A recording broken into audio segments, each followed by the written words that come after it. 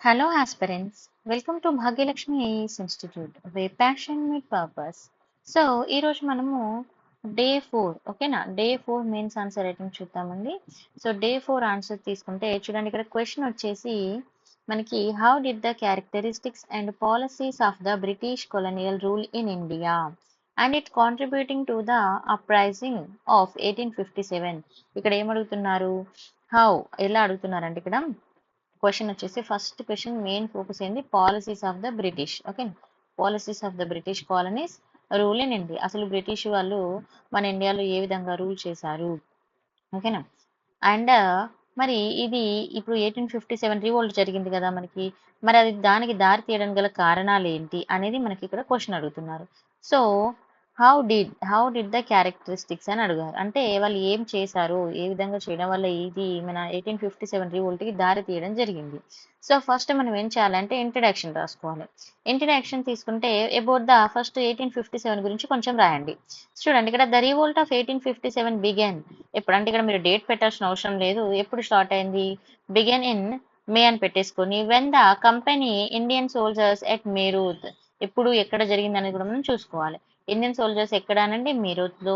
And దీన్ని ఇంకొక పేరు ఏమని పిలుస్తారు మనం 1857కి అని అంటే సిపాయి మిటిని. రిమెంబర్ దిస్, సిపాయి మిటిని అని బై బ్రిటిష్, ఎవరు బ్రిటిష్ వారు పిలవడము. And it is now recognized as the first war of independent. దీన్ని ఇంకేమంటామంటే ఈ పాయింట్ చాలా ఇంపార్టెంట్ అన్నట్టుగా, this is the first war of independent against the British rule. British rule కి అగెనిస్ట్ గా ఫస్ట్ వార్ అని చెప్తారు. And this rebellion was a major anti colonial movement against the aggressive imperialist policies and British economics. అసలు ఇది ఎందుకు వచ్చింది అని అంటే వాళ్ళ యొక్క ఎగెనిస్ట్, అంటే వాళ్ళు మన అగ్రికల్చర్ కానీ లేకపోతే మన దగ్గర ప్రతి దానికి కూడా వాళ్ళు అపోజిట్ గా ఉండడము, మన ఎకానమీ అనేది డెవలప్ కాకపోవడము, మన ఇండిజినస్ ప్రోడక్ట్స్ ని వాళ్ళు సపోర్ట్ చేయకపోవడము. సో ఈ విధంగా ఇంకా అంటే ఒక్కటి అని కాదు, చాలా రకాల రీజన్స్ అయితే ఇందులో ఇంక్లూడ్ అయ్యాయి. ఎస్పెషల్ గా సిపాయిలది అయితే మనకి ఏంటంటే ఇది ఫస్ట్ స్టెప్ తీసుకోవడం జరిగింది అన్నట్టుగా. సో ఈ విధంగా ఇంట్రడక్షన్ రాసుకోండి. నెక్స్ట్ బాడీ పార్ట్ లోకి వచ్చినప్పుడు పొలిటికల్ పాలసీస్. మరి పొలిటికల్ పాలసీస్ తీసుకుంటే కొలోనియల్ ఎక్స్పాన్షన్ అనేది ఏ విధంగా ఉంది, ఓకేనా. తర్వాత డాక్ట్రిన్ ఆఫ్ లాప్సీ అండ్ తర్వాత wide spread of dislike and loss of ప్యాట్రోనేజ్.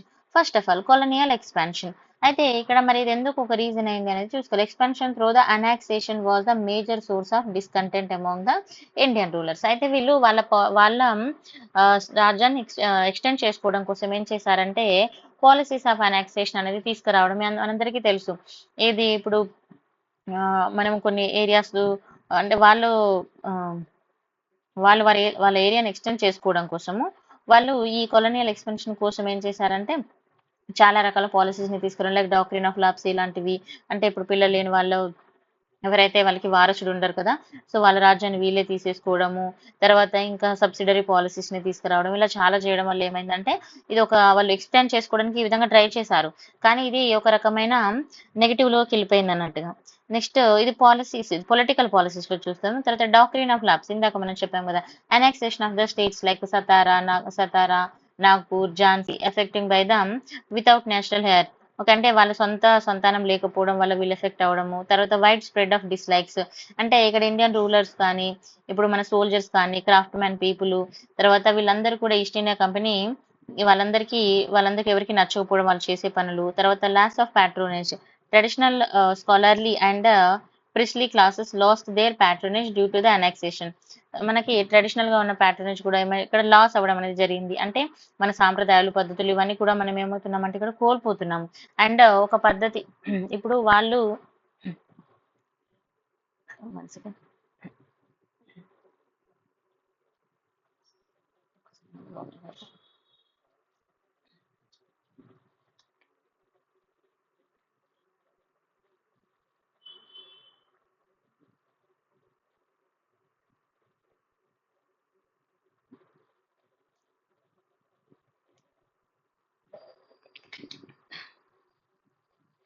So ఇక్కడ ఏమైపోయిందంటే మనం లాస్ ఆఫ్ ప్యాట్రనేజ్, అంటే ఇప్పుడు ట్రెడిషనల్ గా మనం చేసుకుంటున్న వర్క్స్ కానీ ఇవన్నీ కూడా లాస్ అయిపోవడము, ఓకేనా.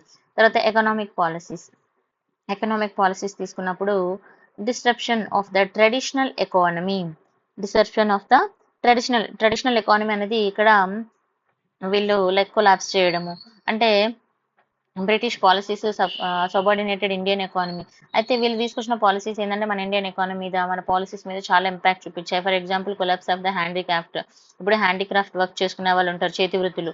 సో అవి ఏమైపోయాయి, అయితే వీళ్ళు తయారు చేసిన వస్తువులు తీసుకొచ్చి చీప్ ధరలో అమ్మడము, మిషన్ మేడ్‌వి.